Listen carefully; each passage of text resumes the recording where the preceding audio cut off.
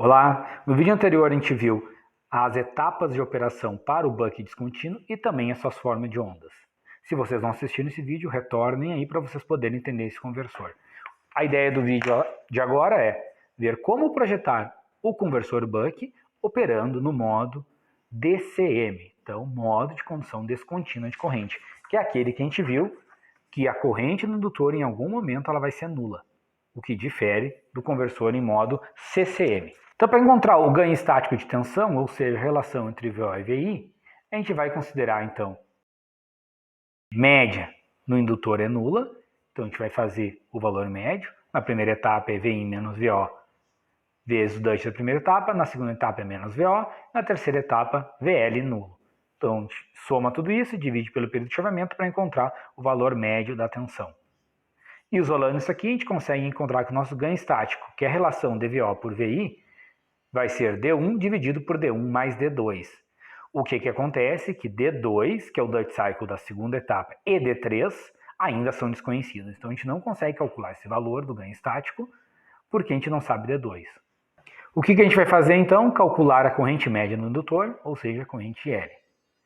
Então a gente já viu no buck contínuo e também no buck descontínuo que por causa da topologia do conversor buck, a corrente IL sempre vai ser IC mais IR. O que acontece? A gente considera que a corrente média do capacitor é nula.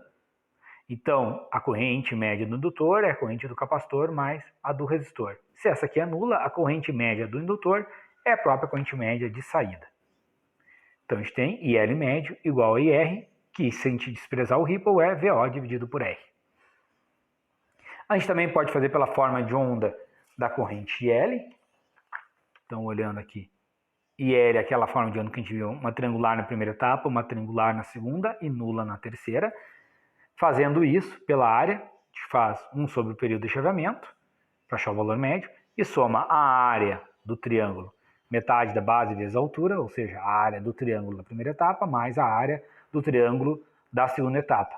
Somaria com a área do triângulo da terceira etapa, só que na terceira etapa a corrente é nula, então somaria mais zero aqui.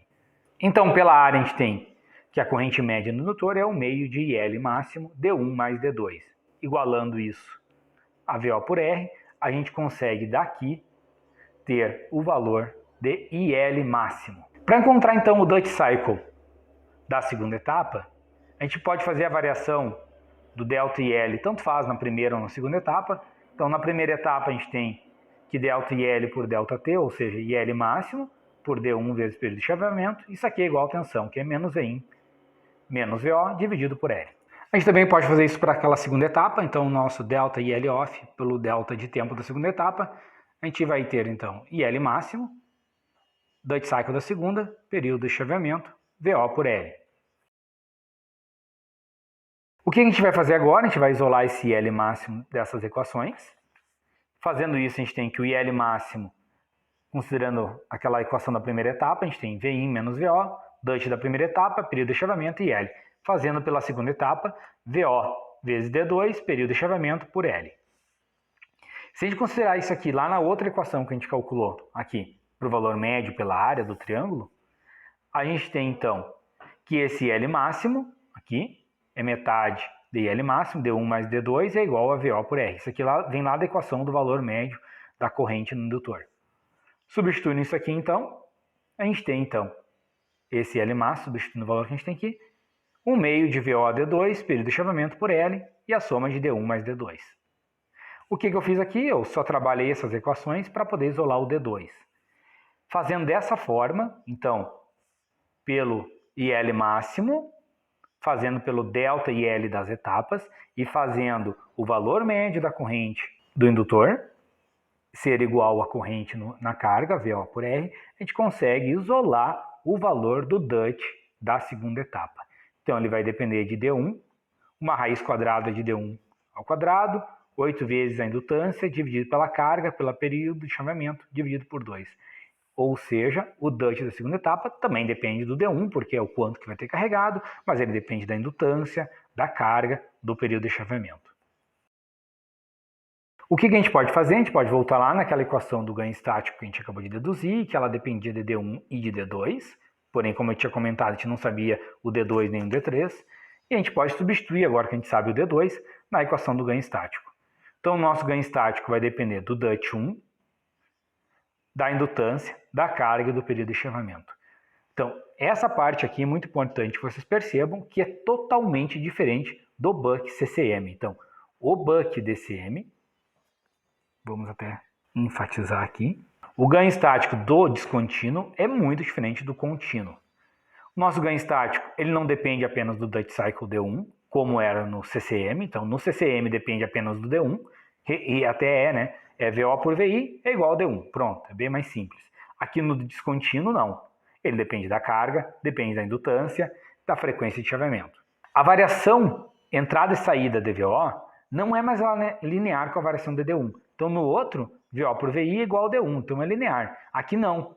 Tem uma relação com D1, mas também tem aqui uma raiz, 1 ao quadrado dividido por D1. Não é igual o contínuo do descontínuo. Então, a nossa tensão de saída VO, ela vai depender também da carga. Olhando aqui o ganho estático, o nosso VO por VI depende do R. Ou seja, ao variar a carga, a gente vai variar o VO. Isso faz com que o buck descontínuo não seja uma fonte de tensão na saída. E isso muda totalmente as características desse conversor. Então, esse conversor operando no modo descontínuo e no modo contínuo, a gente tem características bem diferentes.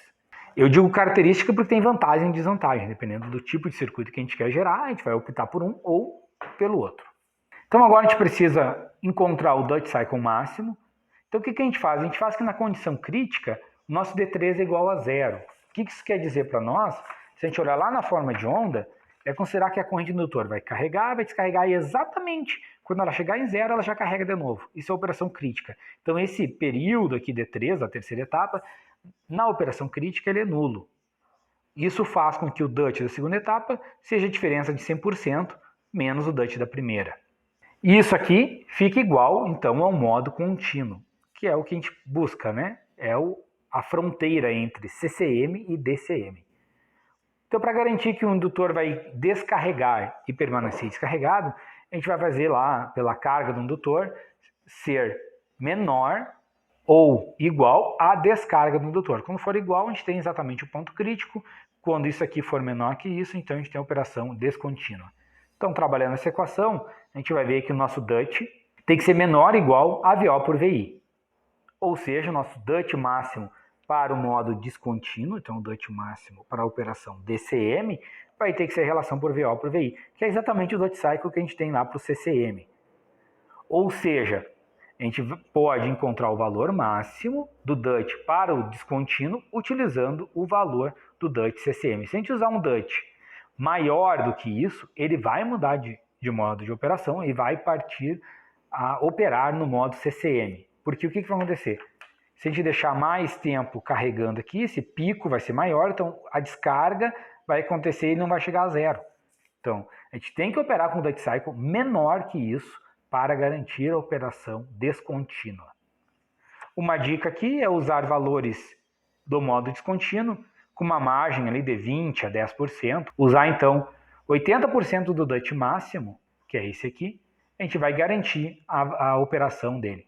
Por que a gente não usa lá 0,99, que já seria descontínuo, né? A questão é que se vocês usarem isso aqui muito próximo do D máximo, qualquer variação paramétrica nos componentes pode fazer ele mudar de modo de operação. Então, se usa aqui uma margem em torno de 20%, a gente consegue, mesmo com variações paramétricas, garantir que esse cara vai operar possivelmente no modo que ele foi projetado para operar. Para projetar a indutância, a gente tem um problema, porque esse conversor aqui, quando a gente vai projetar ele, a gente parte daquele ganho estático, a gente tem, então, uma única equação, onde a gente tem que projetar, pelo VO/VI que a gente sabe, o DUT e o L.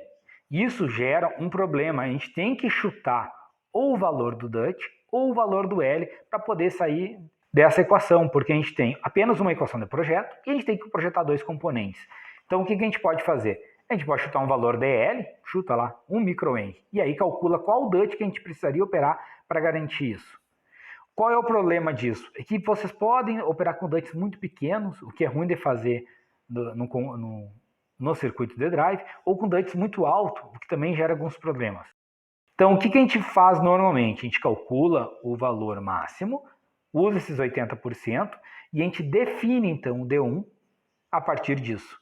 Então, com o D1 definido, a gente impõe ele, a gente pode voltar aqui na equação do ganho estático, se D1 é conhecido, VO por VI também, a gente pode isolar o L. Então, pegando a equação do ganho estático e isolando o L, a gente vai chegar na equação de projeto da indutância para o buck descontínuo. Então, a indutância do buck descontínuo vai ser encontrada com uma equação que depende de D1, depende da relação que VI por VO, D1 de novo, mas também depende da carga, 8 vezes a frequência de chaveamento. Lembrando que o valor máximo dessa indutância que a gente vai utilizar, ela também pode ser obtida lá pelo modo crítico. Eu não vou deduzir ela de novo, essa equação já foi deduzida lá no projeto do buck CCM, então vocês podem voltar lá no vídeo. Mas a equação lá no CCM, a gente dizia que era a indutância mínima para garantir CCM. Aqui é o contrário. Então a indutância máxima que a gente pode operar no descontínuo é a indutância crítica, e ela vem lá 1 menos D1, dividido por 2 vezes a frequência de chaveamento, vezes a carga. O que acontece? O crítico, se a gente usar um indutor maior que isso, o indutor vai ter energia acumulada e não vai descarregar, então ele vai operar no modo CCM. Se a gente pegar esse mesmo indutor e trabalhar abaixo dele, a gente garante a descarga dele, então ele opera no DCM. Então, a indutância crítica, ela é a máxima para o descontínuo e ela é a mínima para o CCM. Cuidem desses detalhes. Para projetar a capacitância de saída aqui, a gente pode olhar a forma de onda do IC. Então, primeira etapa aqui é a carga do indutor, segunda etapa a descarga do indutor, terceira etapa a corrente do indutor nula. O que acontece? Que a corrente aqui do IC é IL menos IO, então a gente tem essa forma de onda sem o offset. Então esse valor aqui, ó, que a gente chega no final, aqui, é o IO, porque lá no IL esse valor é zero, então aqui é zero menos IO. Esse valor de pico aqui é o IL máximo menos offset, então IL máximo menos VO por R. Então a gente sabe o valor máximo, valor mínimo, esse valor dessa reta, e a gente consegue também achar as áreas. Então, nós temos aqui uma área abaixo do eixo, área 1, área 4, área 5 abaixo do eixo, e nós temos duas áreas, área 2 e área 3 aqui acima do eixo, ou seja, isso aqui é a carga do capacitor acima do eixo, e isso aqui é a descarga do capacitor abaixo do eixo. Ou seja, o quanto que o capacitor carrega, que é a área 2 e a área 3, tem que ser igual ao quanto que ele descarrega, que é a área 1, 4 e 5. O que acontece? Eu desenhei isso aqui exagerado, mas essa área 1 e a área 4, na prática, vocês vão ver que elas são bem menores, tá? Então, a gente pode desprezar elas e a gente vai chegar a um valor aproximado, tá? Não é um valor exato, então é uma aproximação. A gente pode aproximar, então, o projeto desse capacitor pela essa área 5. Por que a gente escolhe a área 5? Porque é um quadrado. E aí, esse período que ele demora daqui até aqui, a gente ficaria mais difícil de calcular, porque a gente sabe o total aqui, que é o D1, e a gente sabe o total aqui, que é o D2, mas a gente não sabe esses valores intermediários aqui. Então ficaria mais difícil de projetar pelas áreas do triângulo. A gente despreza a área 1 e a área 4 e calcula apenas pela área 5, o que facilita muito o cálculo, mas isso é uma aproximação. Então a gente faz que a variação de carga do capacitor é a variação de tensão vezes a sua capacitância, e isso aqui tem que ser igual à área da carga ou da descarga. Então a gente despreza a área 1 e a área 4, faz aqui pela área desse quadrado. Então esse valor aqui é o VO por R, e esse valor aqui de tempo é o DUT da terceira etapa. Então a gente sabe lá que nosso VO por R, DUT da terceira etapa vezes período de chavamento, vai ter que ser igual ao ΔV por C. A gente só trabalha isso aqui para isolar o C, então a gente joga esse ΔV para cá. E aí, lembrando, esse ΔV está em volt. Então eu só jogo esse VO que estava aqui para baixo, porque esse termo inteiro, ΔV em volt por VO em volt, isso aqui vai ser o ripple percentual. Tá bem? Então cuidem lá, porque tem alguns livros que trazem a notação disso aqui em volt, e tem livro que traz isso aqui em notação em porcento. Então, ΔVO é em volt, VO em volt, e esse termo inteiro aqui pode ser o ripple percentual.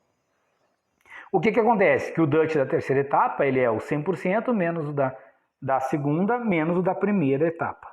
Estou errado aqui. Ok.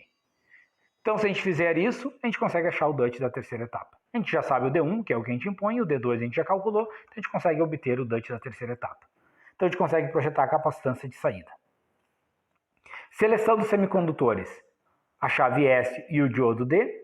A gente pode projetar de várias maneiras, eu estou fazendo de uma maneira simplificada aqui. Então, a tensão máxima do diodo e da chave é a própria tensão da entrada, a corrente máxima do diodo e da chave é a própria corrente máxima do indutor.